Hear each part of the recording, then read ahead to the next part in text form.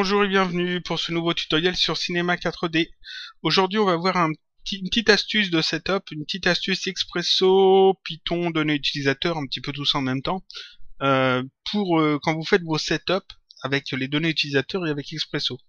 Alors je montre un petit peu ce que ça va donner au final. Ici j'ai un petit setup de fait, j'ai 4 cubes allongés, tous avec des segmentations au milieu. Vous voyez que c'est 4 cubes que j'ai rendu éditables. Sur chacun de ces cubes, j'ai ajouté ici un déformateur incurvation, c'est-à-dire ce déformateur-là, incurvation. Et cette incurvation, en jouant sur l'intensité ici, ça me permet de plier ou pas le cube. Donc un petit peu comme un doigt qui se plierait. Ici j'ai fait ce type de setup. Ça pourrait être en fait des éléments qui se déplacent, ça pourrait être des éléments qui tournent avec des rotations, ça pourrait être des os par exemple, des articulations, ça pourrait être des éléments qui changent de taille, ça pourrait être n'importe quel réglage, n'importe quel paramètre dans Cinema 4D, n'importe quel élément. Mais ici j'ai fait au plus simple, j'ai utilisé des incurvations. Et généralement quand on fait ce genre de choses, on aime bien rendre ça assez simple et d'utiliser des données utilisateurs pour justement contrôler tout ça. Donc ici, j'ai fait mes données utilisateurs dans Setup. Vous voyez que j'ai un petit onglet supplémentaire Réglages. Et dans ces données utilisateurs, j'ai ajouté ici 2 groupes, individuel et commun. Si je sélectionne ici les 4 sliders, je peux bouger en fait chaque élément séparément. Ça, on sait déjà le faire.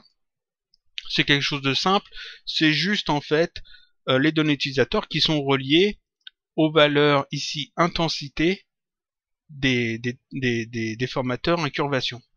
Donc ça c'est le truc tout simple. Mais seulement des fois on veut pouvoir gérer tout d'un coup. Et donc c'est pour ça que ici j'ai une deuxième partie commun. Ici je peux cocher cette case et dans ce cas-là ce n'est plus ces éléments là qui gèrent en fait les incurvations, mais c'est ce slider là qui permet en fait de tout gérer d'un coup. Et les 4 ici sliders sont gérés en fonction de celui-là, de la valeur que je donne sur celui-là. Et si je décoche ici, je reprends la main sur les 4 sliders individuels. Voilà. Et si je recoche, je reprends la main sur le slider commun qui permet de gérer les 4 d'un coup. Et c'est ce petit truc-là, cette petite fonction ici, cette case à cocher et ce slider qui permet de gérer les 4 autres que l'on va voir aujourd'hui. On va voir comment faire ça. Alors ici je l'ai fait pour vous montrer, mais on va tout recommencer. Enfin je vais pas tout remodéliser, ici je vais tout mettre à 0. Voilà, et je vais effacer simplement l'expresso que j'ai créé pour qu'on puisse le refaire ensemble. Donc comment ça fonctionne? Il faut que je récupère mes données utilisateurs et que les données utilisateurs, je gère ici la valeur intensité. Donc je vais ajouter un expresso sur le setup, ici sur mon outil setup. Donc clic droit, propriété Cinema 4D, et je vais chercher le tag expresso. Voilà le tag expresso. Normalement c'est comme ça à peu près. Ici dans ma fiche expresso, j'ai besoin de quoi? J'ai besoin de récupérer les données utilisateurs, donc ici je fais glisser setup puisque les données utilisateurs sont mises dessus. Et ici dans le petit carré rouge, je peux aller chercher dessus dans réglages individuels, j'ai A, B et C. B, C et D, bien sûr. Donc je rappelle en fait que les données utilisateurs, c'est simplement des informations que j'ai ajoutées en fait sur le setup. On peut les voir, données utilisateurs avec ici gérer les données utilisateurs. Vous voyez que j'ai rajouté ici un groupe réglage avec ajouter groupe. Dedans j'ai mis un groupe individuel et un groupe commun, c'est 2 autres groupes. Et dans chacun de ces groupes, j'ai ajouté avec le bouton ajouter des données A, B, C, D qui sont des curseurs et champs d'entrée flottants, donc des valeurs ici en pourcentage. Et ici dans le commun, j'ai ajouté ici un élément case à cocher et ici un autre curseur et champ d'entrée flottant. Voilà. Donc ici j'ai besoin de ces 4 valeurs là pour gérer en fait les 4 sliders qui sont là. Ces sliders doivent gérer quoi? Ils doivent gérer ici les incurvations. Donc j'ai récupéré les 4 incurvations A, celle du A, celle du B, celle du C et celle du D. Et dans ces 4 incurvations, leur ordre est important, il faut bien les prendre dans le bon ordre. Je vais aller chercher maintenant ici la caractéristique objet intensité, vu que c'est l'intensité ici la propriété intensité qu'on va gérer. Donc ici, je l'ajoute dans le petit carré bleu. Là, intensité, intensité, et ici, intensité. Mais seulement ici, j'ai des pourcentages qui sortent. Et ici, j'ai des degrés qui doivent rentrer. Donc forcément, il y a un petit souci. Donc ce qu'on fait, on utilise une cartographie d'intervalle, chose qu'on a déjà vu plusieurs fois dans les tutos Expresso. On va la chercher ici dans calculer, cartographie d'intervalle, je l'ajoute. Voilà, cartographie d'intervalle. Je la relie ici sur le A et ici en sortie sur l'intensité du premier. Je clique dessus pour la sélectionner et dans ses propriétés ici j'indique que l'intervalle d'entrée je veux des pourcentages parce que c'est ce que je fais rentrer ici, des pourcentages, et en sortie je veux des degrés. Donc ici des degrés.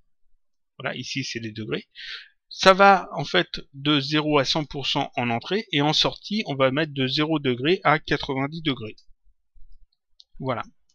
Et donc en faisant ça, j'ai en fait ici un premier slider qui fonctionne. Vous voyez, le premier. Les autres ne sont pas encore reliés donc ça fait rien, mais le premier fonctionne. De 0% à 100%, donc de 0 degré à 90 degrés. Cette cartographie d'intervalle, je vais la dupliquer plusieurs fois en faisant un CTRL-clic déplacé. Voilà, il m'en faut 4, donc voilà. Je les place correctement. Et je vais simplement relier aux autres incurvations. Voilà. J'ai 4 incurvations, 4 cartographies d'intervalle, 4 données utilisateurs. Il y a juste à relier. Donc ça va assez vite. Comme ça. Comme ça. C'est parfait. Parfait. On sélectionne tout ça, on va mettre ça bien. On va mettre ici aligné sur la grille, voilà. Celui-là est un peu décalé, parfait. Et on met ça sur le côté. On va déplacer un peu le setup, c'est parfait. Donc ici, si je regarde mon petit setup, je clique sur setup et ici j'ai les 4 éléments que je peux gérer avec ces sliders là de manière assez simple. Seulement ici, ça fait encore rien parce que j'ai encore rien rattaché dessus. Ce que je veux, c'est pouvoir gérer cette case à cocher et que ça gère en fait ces 4 sliders avec seulement celui-là. Comment je peux faire ça? Eh bien c'est très simple, il faut simplement ajouter une condition pour le petit activé, pour la case à cocher, et pour ça on va utiliser le script Python, le nœud de script Python, ici, script Python, je l'ajoute. Alors on peut aussi le faire avec Coffee, seulement moi je connais Python, je connais pas bien Coffee. Cela dit, si vous avez une version de Cinema 4D qui est plus ancienne que la version 12, donc si vous n'avez pas le nœud Python dans votre Expresso, dans vos nœuds Expresso, dans ce cas-là, vous me le dites en commentaire et moi j'ajouterai sur le blog le bout de code Coffee, j'irai chercher comment on fait, et j'ajouterai pour que vous puissiez le faire avec Coffee à la place. Donc ici, le nœud Python, je l'ouvre comme ça, j'ai pas besoin des nœuds pour le moment ici, je vais les retirer, je vais les refaire après. Et en fait, ce nœud Python, je mets dedans un petit bout de code qui va dire que si la case est cochée, les valeurs ABCD prendront la valeur du slider ABCD qui est ici, ce slider-là. Si cette case est cochée, les 4 valeurs ici ABCD prendront la valeur de cette donnée utilisateur-là. Donc ici, j'ai besoin de faire rentrer dans le setup les valeurs ABCD qui sont ici en sortie. Donc le petit carré bleu ici. Je vais aller chercher aussi dans les réglages individuels le A, le B, le C et le D. Le B, le C et le D. Et j'ai besoin aussi forcément de connaître l'information de la case à cocher, si elle est cochée ou pas. Et j'ai besoin aussi de savoir quelle est la valeur de ce slider ici commun. Donc il faut que je rajoute encore une fois ici le nœud setup, donc je vais simplement le dupliquer, CTRL-clic, déplacer, voilà. Ici j'ai pas besoin de cela que je viens d'ajouter. Ici j'ai besoin de ces 4 valeurs là, parce que je vais les réutiliser, mais j'ai besoin aussi d'ajouter ici, dans Réglages, commun, le activer, et ici dans Réglages commun, le ABCD. Je vais mettre le activer tout en haut, et le ABCD un petit peu en dessous. Voilà, le activer tout en haut j'ai dit. activer ABCD, ABCD, c'est parfait. Et donc on va passer ça dans Python, et dans Python on va le remettre là-dedans. Ici c'est en jaune, c'est normal, c'est parce qu'on n'a rien mis dans Python. Ici j'ai 6 peurs de sortie dans mon setup, et ici j'en ai 4 en entrée. Donc tout ça, ça doit passer dans Python. Le code Python va gérer en fait si c'est activé et coché ou pas, et va sortir les valeurs ABCD ici en fonction de ce qu'on va y faire rentrer. Donc ici j'ai besoin de 6 peurs d'entrée et 4 peurs de sortie. 4 peurs de sortie pour relier à ces 4 là, et 6 peurs d'entrée pour relier à ces 6 peurs là. Donc ici, petit carré bleu, je vais ajouter des flottants, parce que ici ce sont des sliders, donc des réels. Si on fait un clic droit, information sur l'objet, on voit que c'est effectivement des types réels. Il n'y a que la case à cocher qui est en fait un type booléen, mais si j'utilise un flottant, ça fonctionnera aussi. Donc ici, je vais ajouter 6 flottants.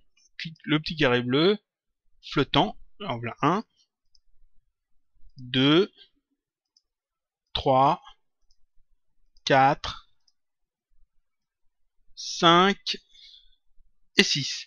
Et en sortie, pareil, là c'est des sliders, et donc il me faut 4 flottants en sortie. Donc ici, 1, 2, 3 et 4. On peut les renommer, hein. Je les laisse comme ça pour que ce soit plus simple, mais on pourrait tout à fait les renommer. Ici, dans chacun de ces ports-là, je vais en fait y faire rentrer une valeur. Donc ici, la case à cocher, ce sera input 1. Donc dans input 1, on a la valeur de la case à cocher. Si elle est décochée, c'est un 0. Si elle est cochée, ça sera un 1. Parce que c'est une valeur booléenne. Le ABCD ici, c'est un pourcentage qu'on met dans l'input 2. Ici, input 3, c'est la valeur de A. La valeur de B, c'est dans input 4. La valeur de C, dans input 5. Et la valeur de D, dans input 6. Donc là, en fait, je passe les données utilisateurs, toutes mes données utilisateurs, dans le nœud Python. Et ici, les 4 sorties, je vais simplement les relier aux valeurs ABCD. Donc output 1, ce sera la valeur que je vais mettre dans A. Output 2, ce sera la valeur que je vais mettre dans B. Output 3, la valeur que je vais mettre dans C. Et output 4, c'est la valeur que je vais mettre dans D. Ici, c'est repassé en jaune, c'est parce que, comme j'ai dit, on n'a pas encore tapé le code Python. Donc ici, Expresso, c'est fait. Je clique sur le nœud Python pour le sélectionner, et je vais ici dans ses propriétés, je vais cliquer sur ouvrir l'éditeur Python pour pouvoir taper maintenant le code Python que j'ai besoin. Ce code est très simple. Ici, import C4D, j'y touche pas, c'est importer les fonctions de Cinema 4D dans Python. Donc ça c'est très bien, il faut le laisser. En vert ici, c'est une ligne de commentaire, on n'a pas besoin de s'en occuper. Defmin, c'est la définition de la fonction principale, je la garde. Global output 1, là c'est important, il y a des choses à changer. Ça veut dire que en fait, la valeur qu'il y a ici dans output 1, elle est globale. On peut l'utiliser en dehors du nœud Python. Donc ça c'est très bien. Mais seulement j'en ai rajouté 3 autres, donc il faut aussi les ajouter ici. Donc output 1, virgule, output, ça va pas se faire d'erreur en les tapant, 2, virgule, pareil pour le 3,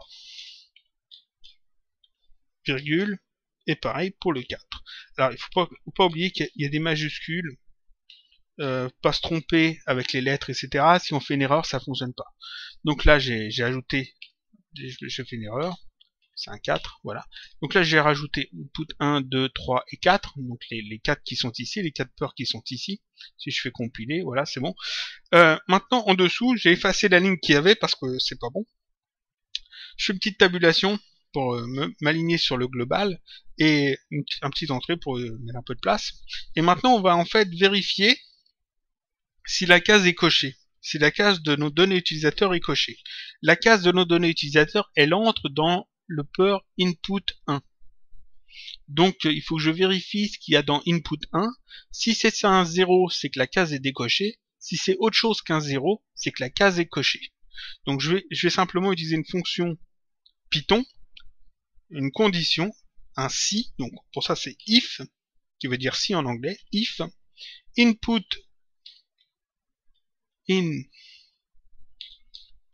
1, donc la valeur qu'il y a dans input 1, est strictement égale, donc je mets deux fois le caractère égal, à 0, donc si elle est décochée, 2 points, je fais entrer. Si elle est décochée, on va faire ça. On va faire output1 est égal à la valeur A qui est ici, donc à input 3. Pas oublier la majuscule. Output 2 ici est égal à la valeur qu'il y a dans B, donc à input 4. Donc output 2 est égal à input 4. Output 3 qui est ici, qui correspond au C, est égal à input 5, la valeur que je mets ici dans input 5, donc input 5. Et enfin le dernier, output 4 est égal à input 6. Donc si la case est décochée, les valeurs A, B, C, D que je rentre dans ce nœud setup sont égales en fait aux A, B, C, D qui sont déjà dans le setup. Ça c'est si la case est décochée. Je vais ici à la ligne, je reviens un petit peu avant dans l'indentation avec la touche backspace, retour, et maintenant je vais mettre le mot-clé sinon, donc else, deux points, les deux points sont importants, je fais entrer, l'indentation s'est remise, c'est normal, c'est-à-dire que sinon, si ici c'était si input égale 0, est strictement égal à 0, donc si la case est décochée, donc là c'est sinon, donc sinon, si elle est cochée, qu'est-ce qu'on fait? Et bien dans ce cas-là, output 1 est égal, cette fois c'est non pas à la valeur qu'il y a dans A, mais à la valeur qu'il y a dans le slider ABCD, c'est-à-dire le slider qui est commun, qui est ici, ABCD. Donc ici, output 1 est égal à input 2. La valeur qu'il y a dans B, output 2, la valeur qu'il y a dans C, output 3 et celle qu'il y a dans D, output 4 sont aussi égales à input 2. Donc ça, je vais simplement copier-coller cette ligne encore 3 fois et je vais juste changer ici les valeurs. Ici c'est un 2, ici c'est un 3 et ici c'est un 4. Voilà. Et en faisant ça, ça fonctionne. C'est-à-dire que ici, qu'est-ce qu'on a? On importe les fonctions CKD, on a un petit commentaire qu'on s'occupe pas, on définit la fonction principale, on définit que les 4 outputs peuvent être utilisés en dehors du nœud Python, comme ça en faisant compiler, vous voyez que ici c'est plus en jaune, ça fonctionne bien, il n'y a aucune erreur. Si input 1 est strictement égal à 0, donc si c'est décoché, output 1, 2, 3, 4, c'est-à-dire les données utilisateurs ABCD, ont comme valeur celle de ABCD. Sinon, output 1, 2, 3, 4, donc les valeurs ABCD ici, prennent la valeur d'input 2, c'est-à-dire du slider ABCD, qui est le slider commun. Je vais fermer ce petit bout de code ici. Ici, je regarde si tout est bon, aucun problème, je peux fermer ça. Maintenant, je retourne dans mon petit setup, ici, on va tout fermer, tac. Setup. Qu'est-ce qu'on a ici? On a les 4 sliders qui fonctionnent. Et si je coche ici la case activée, et que je joue ici avec... Oh, je me suis trompé quelque part. Activé. Je me suis trompé quelque part. Output 1, 2, 3, 4. Ah oui. Vous voyez, une petite erreur toute bête. Ici, j'ai oublié le T. Voilà. Output et non pas output. Output 1, 2, 3, 4. Vous voyez que avec Python, le code, la syntaxe est vraiment très importante, hein, comme tout en programmation, mais avec Python, même les espaces peuvent compter. Donc ici, je revérifie, on vérifie que tout est bon cette fois. Donc je reviens ici sur mon petit setup, ici, je décoche ça. On peut jouer ici avec chaque slider indépendamment, et si je coche ici le activer, je peux gérer les 4 sliders avec un seul. Donc dans ce cas-là, j'utilise le slider commun pour gérer les 4 d'un coup. Donc ici, ça pourrait être une main par exemple. Une main, et puis si on veut fermer la main, les 4 doigts en même temps, on pourrait gérer qu'un seul slider avec des articulations, gérer les rotations des articulations à la place de gérer l'intensité des incurvations. Et puis si on veut gérer chaque doigt séparément, on décoche ici et puis on peut le faire séparément. Voilà, ça c'est une petite astuce. C'est pas vraiment une astuce, c'est un petit truc qu'il faut connaître, qui se fait assez facilement. Le code Python est pas compliqué, hein. Je reclique dessus, on va le rouvrir. Voilà. Le code Python est vraiment pas compliqué, c'est juste en fait une condition. C'est-à-dire qu'on récupère en fait la valeur qu'on met dans le input 1, c'est-à-dire la case à cocher, et on vérifie si la case est cochée ou pas. Et en fonction si elle est cochée ou pas, on récupère telle ou telle donnée utilisateur pour les remettre dans le même dans la même donnée utilisateur. Il faut savoir que Expresso gère en fait les données utilisateurs, les nœuds de gauche à droite, c'est-à-dire c'est ce nœud-là qui prend le pas sur celui-ci. Donc c'est pour ça que ça fonctionne, c'est pour ça qu'on peut mettre deux fois le même nœud setup et puis passer la valeur A dans le Python avant de la repasser ici dans la valeur A. Je pense avoir tout dit ici. Oui, c'était pas un tutoriel très compliqué ni très dense. Ça peut servir pour pas mal de choses. Ici, je le fais pour ces petits éléments-là, ce petit, juste ces cubes qui se plient. Mais ça pourrait être, comme j'ai dit, beaucoup de choses. Ça pourrait être des portes qui s'ouvrent. Vous pouvez faire en sorte d'avoir qu'un seul slider qui va ouvrir ou fermer les portes, ou alors d'en avoir un pour chaque porte, et puis d'avoir une case à cocher pour choisir si vous switchez entre tous les animer en même temps ou si vous voulez le faire séparément. Ici on a fait que pour un seul groupe, c'est-à-dire que ABCD et ici ABCD, mais je pourrais tout à fait rajouter par exemple EFGH et puis un autre slider EFGH avec une autre case à cocher et puis avoir deux sliders communs, un qui gère ABCD et puis un autre qui va gérer EFGH par exemple avec d'autres éléments. Donc on peut comme ça grouper en fait plusieurs sliders sur un seul. Ça pourrait être aussi l'intensité des lumières. À la place de gérer en fait ici l'intensité des déformateurs, je pourrais tout à fait gérer l'intensité des lumières. Avoir par exemple un petit setup d'éclairage, d'avoir en fait une case à cocher qui me permette de gérer l'intensité de toutes les lumières d'un coup, et puis si je veux, je peux décocher cette case et puis après aller gérer l'intensité de chaque lumière séparément. Par exemple, c'est un exemple.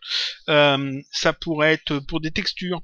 Pour des textures, on pourrait gérer en fait la position de plusieurs textures et puis ensuite gérer les textures séparément, simplement en décochant une case. Vous voyez qu'on peut faire pas mal de choses avec les données utilisateurs et avec l'Expresso. Et ici avec le nœud Python en plus qui permet donc de faire une petite condition assez basique, assez simple. Et comme je l'ai dit, ici je le fais en Python parce que je connais le Python. Mais si vous n'avez pas Python sur votre version, donc si vous avez une version précédente à la version 12, une version 11.5, une version 11, une version 10, 10.5, vous me le dites en commentaire si vous avez besoin du code, et puis moi je rajouterai en fait sur le blog le bout de code qu'il faut pour le faire en Ko-fi. C'est à peu près la même chose, il y a juste la syntaxe qui change, c'est-à-dire que à la place d'avoir des indentations, je crois que c'est des parenthèses, c'est comme en C, c'est des parenthèses et des points-virgules un petit peu partout qui sont ajoutés, mais en fait le concept est le même. Voilà, donc j'ai tout dit pour cette semaine, j'espère que ça vous sera utile. Je pense avoir été assez clair, sinon vous pouvez toujours poser vos questions en commentaire, sur le blog ou sur la chaîne YouTube, hein, je lis tous les commentaires. Et puis voilà, je vous dis à la semaine prochaine donc pour un autre tutoriel toujours sur Cinema 4D.